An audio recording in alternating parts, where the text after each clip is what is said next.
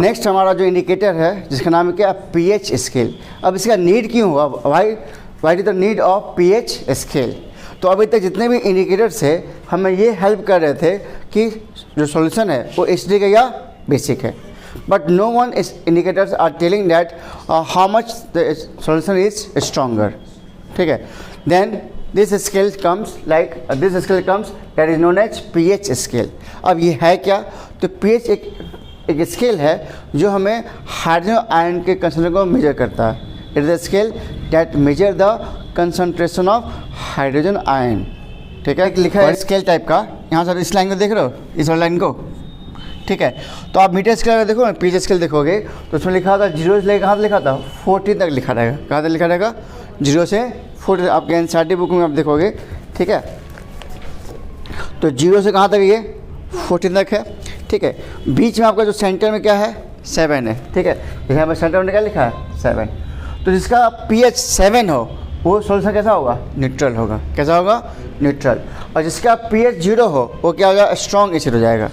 और जिसका पीएच 14 हो क्या हो जाएगा, स्ट्रॉन्ग बेस। क्या जाएगा, स्ट्रॉन्ग बेस। ठीक है, तो पीएच क्या मेजर करता है, हाइड्रोजन आयन के कंसंट्रेशन को मेजर करता है। ठीक है,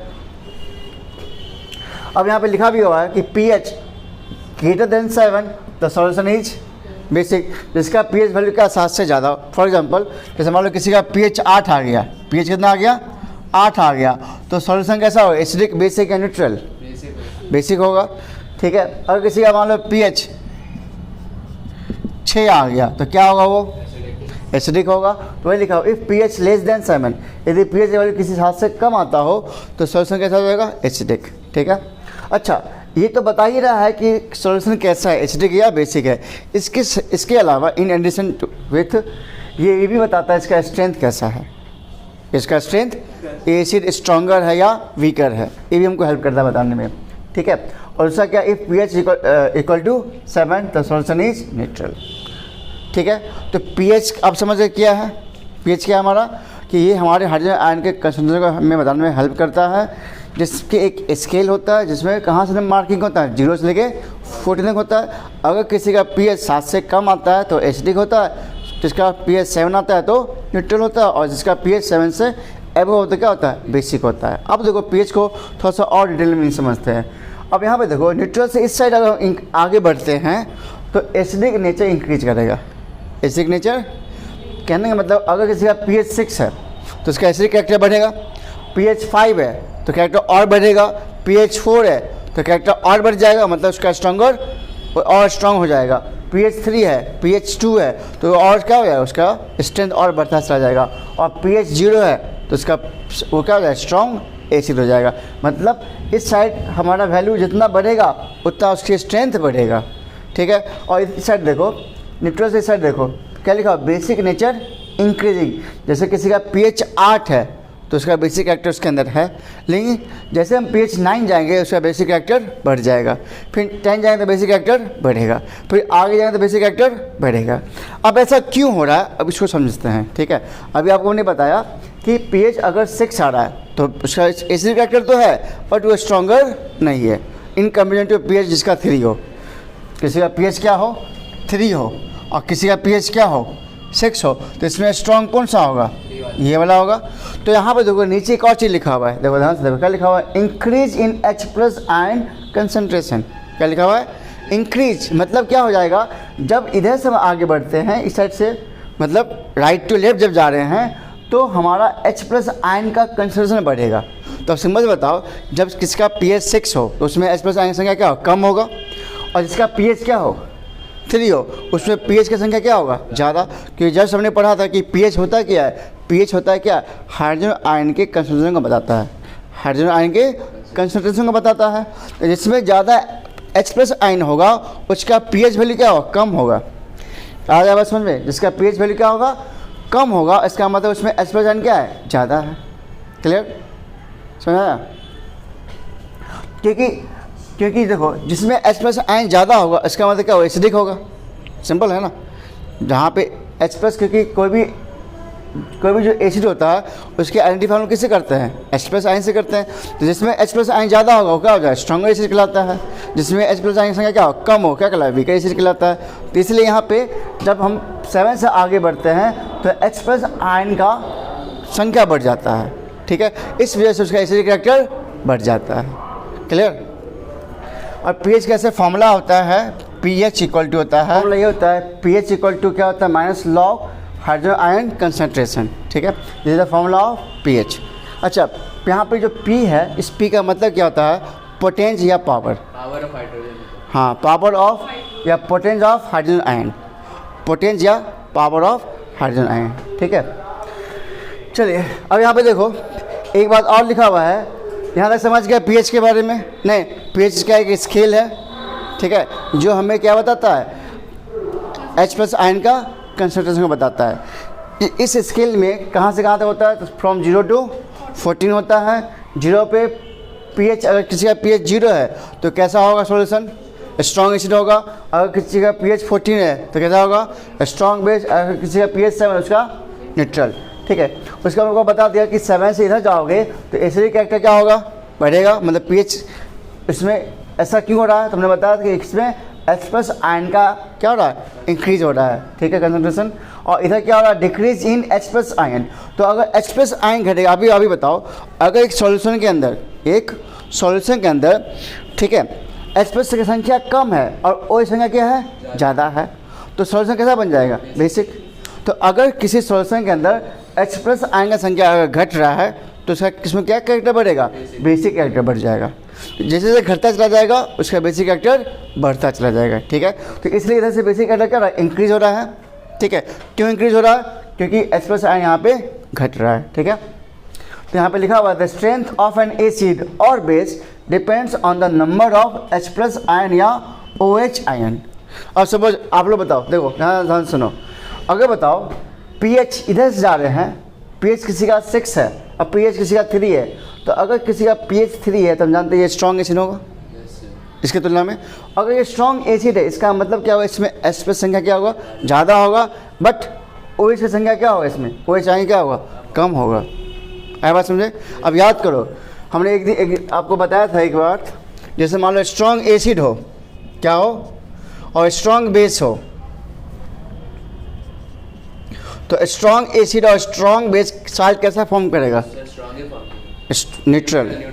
कैसा फॉर्म करेगा, न्यूट्रल, क्योंकि क्या बन जाएगा, NaCl प्लस H2O। तो ये साल्ट कैसा बना, न्यूट्रल।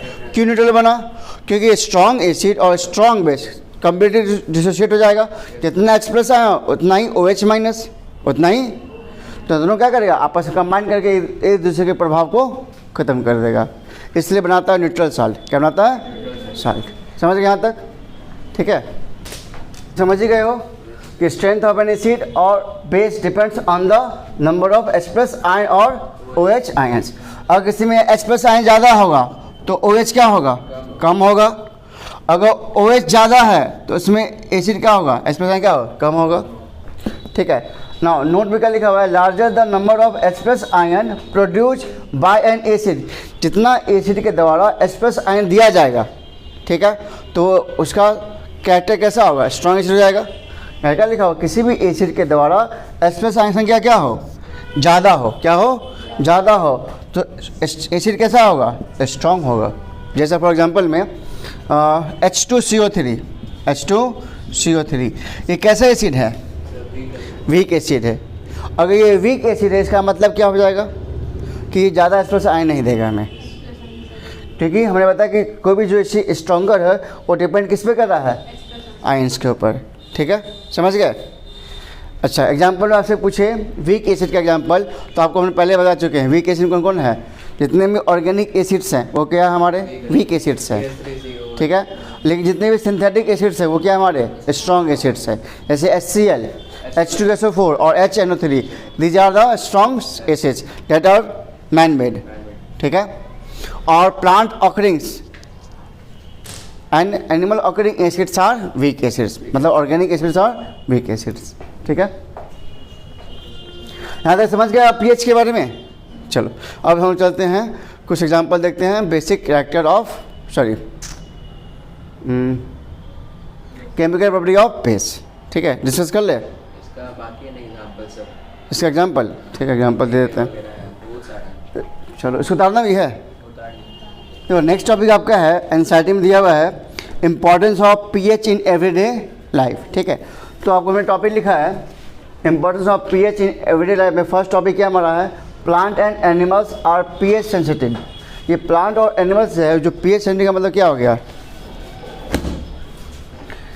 देखो जितने भी प्लांट या एनिमल्स है, जितने भी प्लांट या एनिमल्स है उसका जो नॉर्मल जो है, मतलब उसका जो नॉर्मल जो रेंज होता है वो क्या होता है, पीएच क्या होता है 7 to 7.8।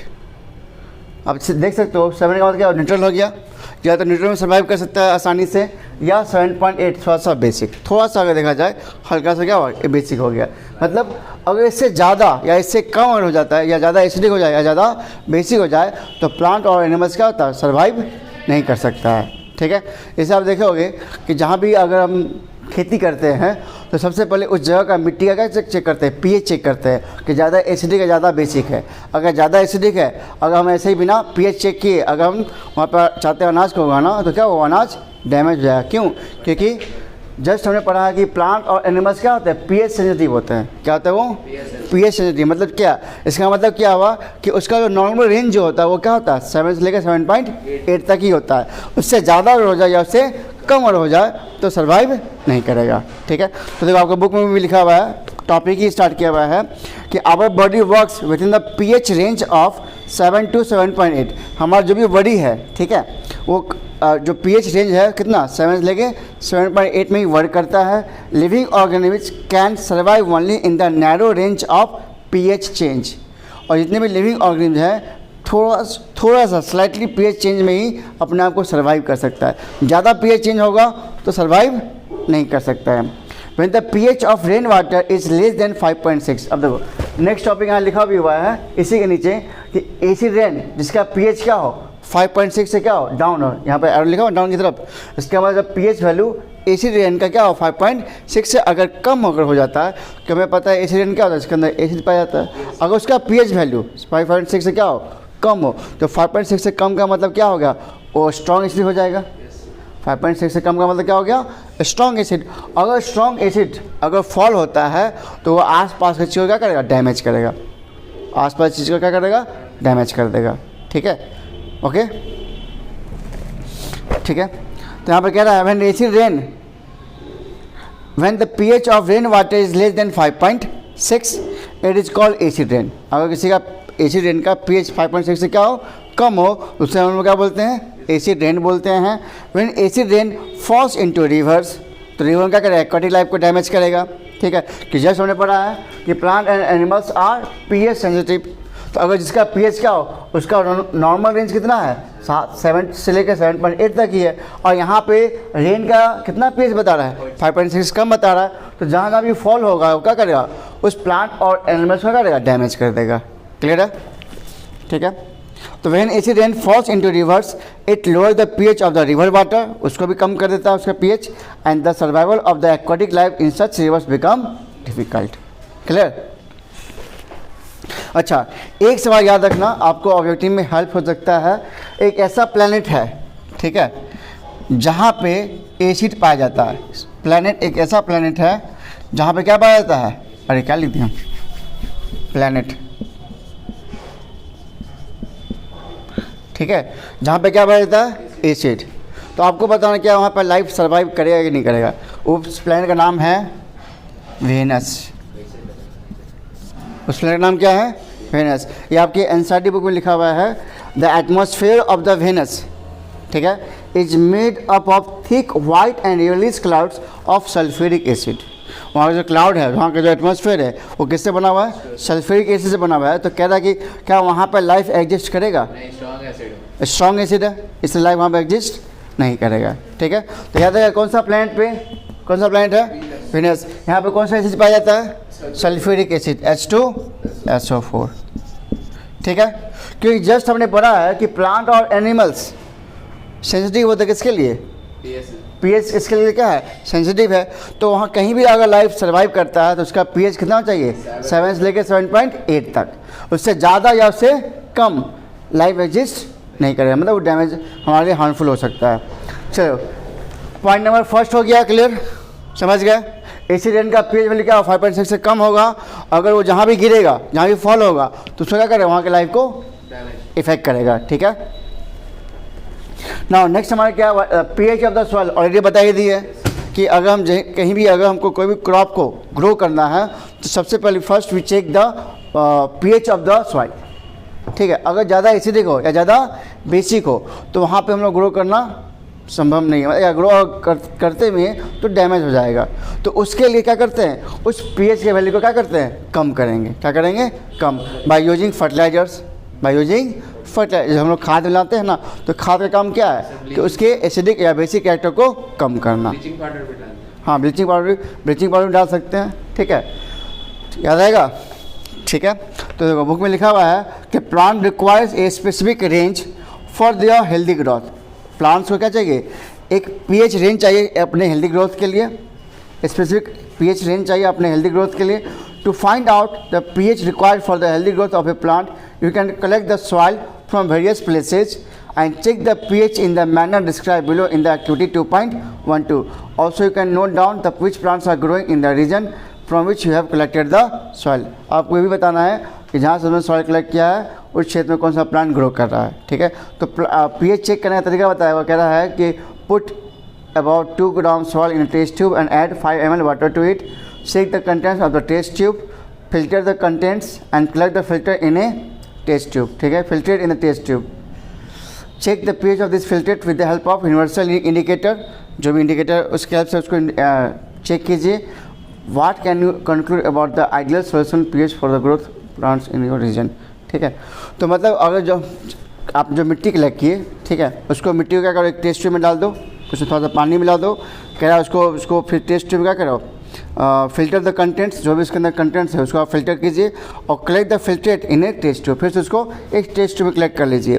अब क्या है, check the pH of this filtrate with the help of universal indicator, और यूनिवर्सल इंडिकेटर की हेल्प से उसका पीएच चेक कर लीजिए कितना है, ठीक है.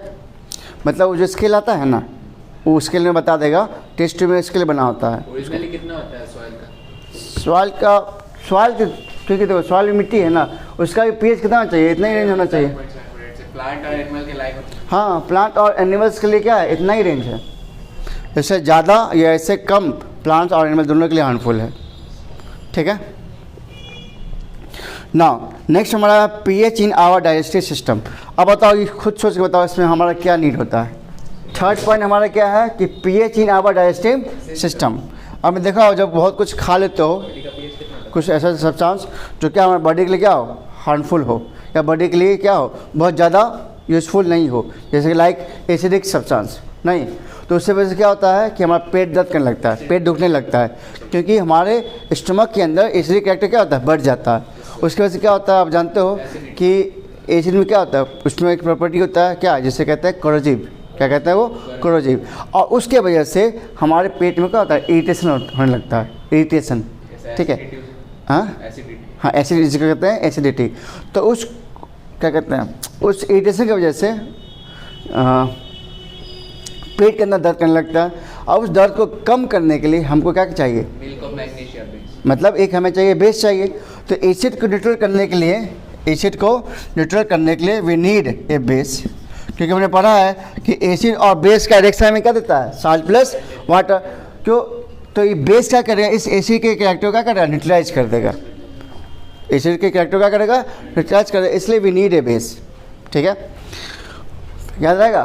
तो कौन सा बेस खाते हैं, जैसे आपने देखा होगा, अगर मेडिकल स्टोर जाओगे तो पुदीन हरा है, डाइजीन है, ऐसे बहुत सारे. हाँ, मिल्क ऑफ मैग्नीशिया होगा. ये इसके एग्जाम्पल्स है जो आप इसका यूज करके अपने उस जो पेन आपका उसको आप कम कर सकते हो. समझ गए. तो pH in our digestive system. अब बुक में क्या लिखा है उसको भी पढ़ लेते हैं.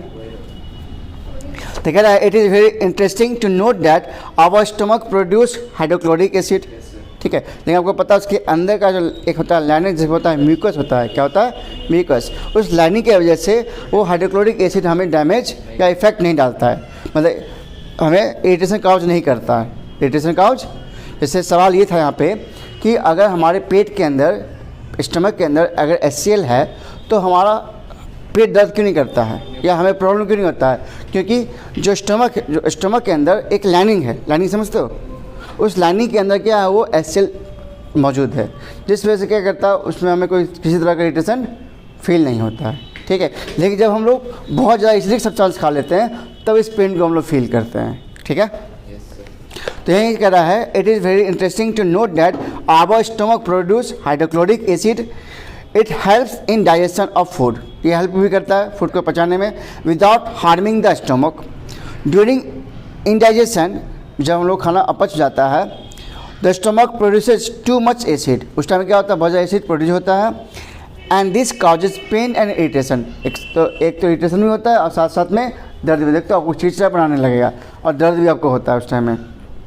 To get rid of this pain, people uses base call antacids, magnesium hydroxide, ठीक है, इसका नाम है एंटा एसिड, MgOH2। तो हम लोग इस इफेक्ट को कम करने के लिए क्या यूज़ करते हैं, एंटा एसिड का यूज़ करते हैं। तो याद रखना है कि जो पेट में जो दर्द होता है उसको कम करने के लिए व्हाट वी यूज, एंटा एसिड, उसका फार्मूला MgOH2। क्या होता है फार्मूला? हाँ, एंटा एसिड हम लोग यूज करते हैं MgOH2, ठीक है। One such remedy must have been suggested by you at the beginning of this chapter. Antacids. These antacids neutralize the excess acids. Magnesium hydroxide, milk of magnesia, a mild base is often used for this purpose. अच्छा, ये भी याद रख लो, ये एक mild base है, ये क्या हमारा स्ट्रॉन्ग बेस नहीं है, क्योंकि स्ट्रॉन्ग बेस जो होता है हमारा केवल ग्रुप फर्स्ट का होता है। कौन सा होता है? ग्रुप फर्स्ट का। ग्रुप सेकेंड के जो भी बेस होगा वो माइल्ड एसिड होगा, ठीक है, स्ट्रॉन्ग नहीं होता वो। एक तो पीरियोडिक क्लासिफिकेशन हटा दिया ना, वो दिक्कत हो रहा है। PH in our digestive system क्या होता है प्रॉब्लम में, जब हम लोग बहुत ज़्यादा चीज़ों को क्या कर लेते हैं, एसिडिक सब्सटेंस को कंज्यूम कर लेते हैं, तो इससे क्या होता है, हमारे पेट में इरिटेशन और पेन होना शुरू हो जाता है। तो उस इफेक्ट को कम करने के लिए वे यूज एंटा एसिड, जो कि कैसा बेस है, ये एक माइल्ड बेस है, ठीक है, जिसे कहते हैं मिल्क ऑफ मैग्नीशिया भी कहते हैं। क्या बोलते हैं इसको? Milk of magnesia. ये क्या करता है, इस जो एक्स्ट्रा एसिड है उस एसिड से रिएक्शन कर लेता है और एसिड बेस का रिएक्शन क्या देता है, साल्ट प्लस वाटर। इससे क्या करता है, उस इफेक्ट को वो कम कर देता है, ठीक है, फिर हमें आराम फील होता है। चलिए अब नेक्स्ट टॉपिक क्या है, pH change leads to the tooth decay. अब इसके मतलब अगर टूथ डिके मतलब देखोगे बहुत सारे छोटे बच्चों आपने देखा होगा, नोटिस किया होगा कि जो ज़्यादातर बच्चे जो चॉकलेट खाते हैं, नहीं किसी देखोगे दांत सड़ जाता है उसका, देखो कभी ऐसा क्यों होता है? ऐसा देखोगे कि बच्चे का दांत सड़ गया, मतलब दांत खा गया हो, नहीं तो कोई चूहा उसका दांत नहीं खाता है उसका दांत कौन खाया? तो बच्चे को जो ला के देते हैं चॉकलेट, क्या देते हैं? चॉकलेट। और चॉकलेट में क्या पाया जाता है? एसिड, ठीक है, हाँ उसके अंदर भी होता है। तो उस अगर एसिड को हम लोग खाते हैं तो हमें जस्ट पता है कि जो टूथ दिखे है वो किससे से बना होता है? टूथ एनेमल बना होता है किससे? कैल्शियम फॉस्फेट से बना होता है, नहीं, और हम लोग कंज्यूम क्या कर रहे हैं? एसिड। तो एसिड क्या करेगा? इस चीज़ को धीरे धीरे डैमेज करेगा। तो यहाँ लिखा हुआ है कि अगर पीएच 5.65 से क्या हो जाए? कम हो जाए, 5.5 से कम हो जाए, जो भी एसिडिक सब्सटेंस हम लोग खा रहे हैं उसका पीएच 5.5 से कम हो जाए तो हमारा दांत क्या कर धीरे धीरे डिके होना शुरू हो जाएगा। तो इससे बचने के लिए, इसको कम करने के लिए हम लोग क्या करते हैं? टूथपेस्ट का यूज़ करते हैं, मतलब हम लोग पेस्ट का यूज़ करते हैं, जो कि क्या है? एक बेस है। क्या है? बेस। जैसे कि आपने स्टार्टिंग में पढ़ा होगा बेस के एग्जांपल में, तो बेस के एग्जांपल में आपने जो हम लोग एक होता है नीम का पेड़, नीम का पेड़ भी क्या है? बेस है। उसका टेस्ट कैसा होता है? कड़वा, बिटर होता है। तो जो भी चीज़ कड़वा है जैसे कि करेला, बिटर गार्ड, वो भी क्या है? बेस है। नहीं, नीम, बिटर गार्ड, आपका ये सब क्या है? टूथपेस्ट, सब क्या है? बेस है। हाँ, उसमें फ्लेवर मिलाया जाता है जिसकी वजह से आप उसको यूज करते हो। अगर देखा जाए तो उसका टेस्ट, ओरिजिनल टेस्ट कैसा है? बिटर होता है। जैसे आपने देखा होगा पतंजलि का आता है ना दंत कांति, हाँ वो हल्का सा क्या होता है? बिटर होता है। अच्छा, लाल दंत मंजन तो कुछ ज़्यादा है ना, वो खासकर हम लोग के घर से यूज करते होंगे लाल दंत मंजन, हम लोग यूज करते होंगे क्लोजअप या कोलगेट। कोई दिक्कत नहीं। यहाँ तक समझे सब लोग? लास्ट टॉपिक है। हाँ, the pH change leads to the tooth decay. कब होता है? सर जब पीएच क्या 5.5 से कम हो जाए। तो ध्यान रखना, आपको बेसिक कहाँ से स्टार्ट हुआ है कि किसी भी प्लांट या एनिमल्स, तो एनिमल्स का मतलब केवल वो मत समझना चारपाई वाला, हम लोग भी एनिमल्स ही हैं, ठीक है। तो प्लांट और एनिमल्स क्या होता है, पीएच सेंसिटिव होता है, और इसका जो पीएच है जो होता है नॉर्मल रेंज में वो क्या है 7 से 7.8। इससे ज़्यादा या इससे कम प्लांट और एनिमल्स के लिए क्या है, हार्मफुल है, ठीक है। तो यहाँ भी देख लो, जैसे तुलसी दिखेगा देख रहे हो, उसका भी क्या है पीएच 5 से कम दिखा रहा है। एसिड रेन का भी देख लो कितना है 5.6 से कम दिखा रहा है। तो इससे आप समझ आ रहा है आइडिया कि किसी का भी पीएच 5.6 से कम हो जाए तो वो हमारे लिए हार्मफुल है। और लास्ट टॉपिक क्या है हमारा, self defence by the animals and the plants through chemical warfare. जैसे आपने देखा होगा, मक्खी को देखो, मधुमक्खी को, वो अपने आप को सेल्फ डिफेंस करता है ना। क्या करेगा वो, स्टिंग मतलब वो डंक मारता है, और उसमें कौन सा चीज़ पाया जाता है, मेथोनिक एसिड या फॉर्मिक एसिड। तो अपने आप को बचाने के लिए वो क्या करता है, उस एसिड का यूज करता है, ठीक है। हाँ, उसको कम करने के, जब हम लोग देखोगे जब वो आपको बाइट कर लेता है तब वो देखते हो थोड़ा सा इरिटेशन और पेन होने लगता है या फूल भी जाता है, स्वेलिंग हो जाता है। तो उसको कम करने के हम क्या यूज़ करते हैं, बेकिंग सोडा, ठीक है। और बेकिंग सोडा क्या है, एक बेस है। तो एसिड जो आपके बॉडी में प्रवेश करेगा, एक्स्ट्रा एसिड, उसको कम करने के लिए हमें यूज बेस, बेकिंग सोडा, ठीक है। और क्या है, एनिमल्स, तो एनिमल तो बता ही दिए। और प्लांट्स भी है, तो कौन सा प्लांट्स ऐसा है, बेकिंग सोडा में सोडियम बाइकार्बोनेट। अच्छा, नेटल लिव्स, ठीक है। Stinging hair of nettle leaves, stinging hair of nettle leaves inject methanoic acid causing burning pain, ठीक है। याद रखना, देखो एनिमल का आपको बता ही दिए कौन है, बी है, नहीं एंट भी है, जो चींटी होता है लाल रंग का, वो भी फॉर्मिक एसिड को इंजेक्ट करता है, ठीक है। तो ये लोग क्या करते हैं, अपने आप को बचाने के लिए, सेल्फ डिफेंस के लिए केमिकल वारफेयर करता है, ठीक है, ताकि आप उसको परेशान नहीं करो। और एनिमल्स, प्लांट में कौन है, तो प्लांट में याद रखना है कौन, नेटल लिव्स, कौन है, उसके स्टिंगिंग हेयर होते हैं वो उसमें, हाँ नेटल नहीं, कैक्टस में नहीं, वो तो उसमें तो कांटा होता है ना, उसमें ऐसा थोड़ी उस कांटे से चुभने से आपका शरीर फूल जाता है, वो बस आपको पेन होता है वहाँ पे नहीं। लेकिन नेटल लिव्स जो होता है वो रिलीज करता है मेथोनिक एसिड, मेथोनिक एसिड का फॉर्मूला, मेथोनिक एसिड का फॉर्मूला क्या जाएगा, HCOOH, this is the methanoic acid, this is the methanoic acid, याद रहेगा। तो यहाँ तक सब लोग समझ गए importance of pH in everyday life. कल हम टॉपिक पढ़ेंगे साल्ट्स के बारे में, ठीक है, कल ही ख़त्म हो जाएगा।